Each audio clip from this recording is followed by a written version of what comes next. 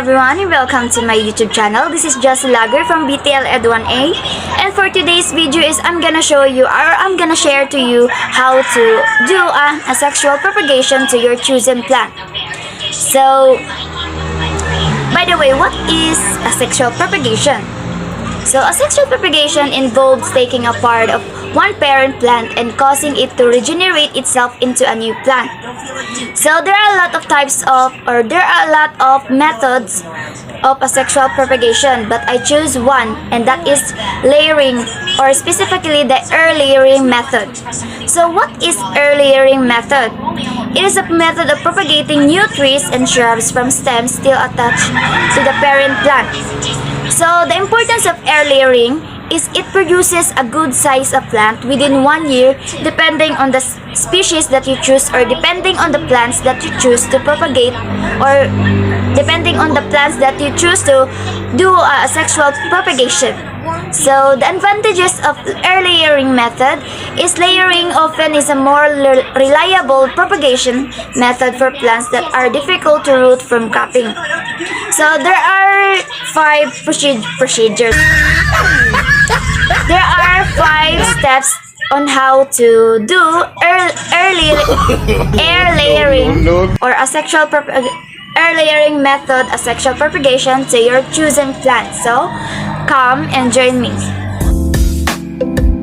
So now I'm gonna show you the materials that we are going to use in performing the method of asexual propagation, which is air layering. So these are the materials that we have to use. We have the knife,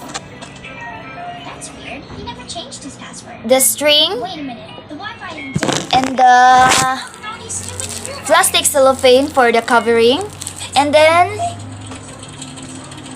the plants that we are going to use in asexual propagation, which specifically the method of air layering. So let's begin. Now this is not the plant, so the first thing that we do is to remove some leaves to this plant so that we can perform an air layering method to our chosen plant. So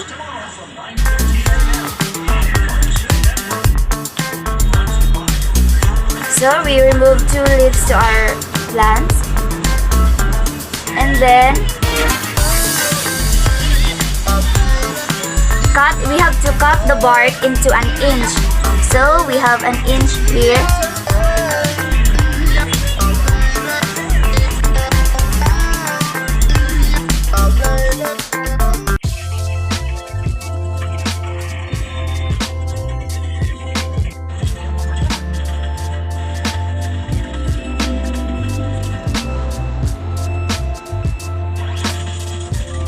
And the second procedure is we have to remove the bark, we have to remove the cambial tissues to this plant.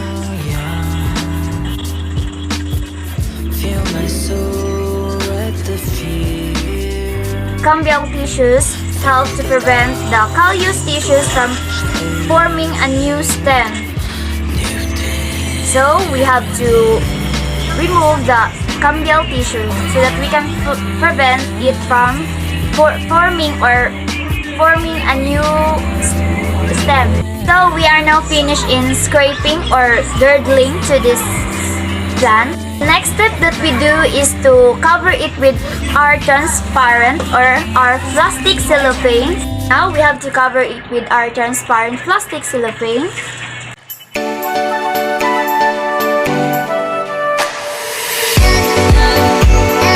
So the next steps that we do is to tie first the bottom of this plastic cellophane so that we can put a soil inside this plastic cellophane. So we have now the string.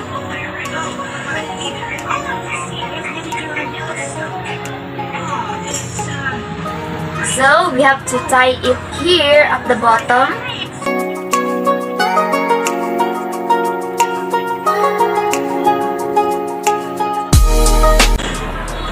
So we have to tie it tightly. so that we can put the soil inside this plastic.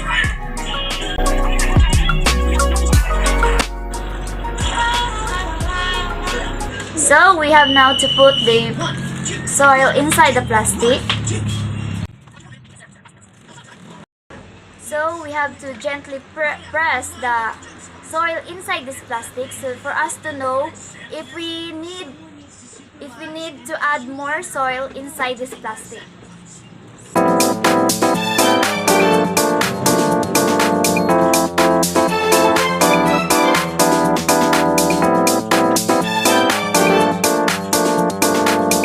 So the last thing that we do is to tie it here at the top of the plastic. Do not permit him to get below the skin line. As long as he's not using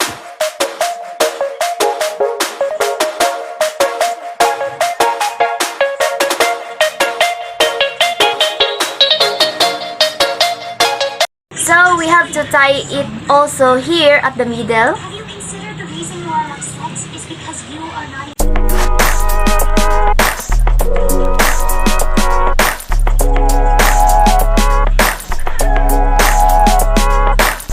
So we are now finished. So thank you for watching.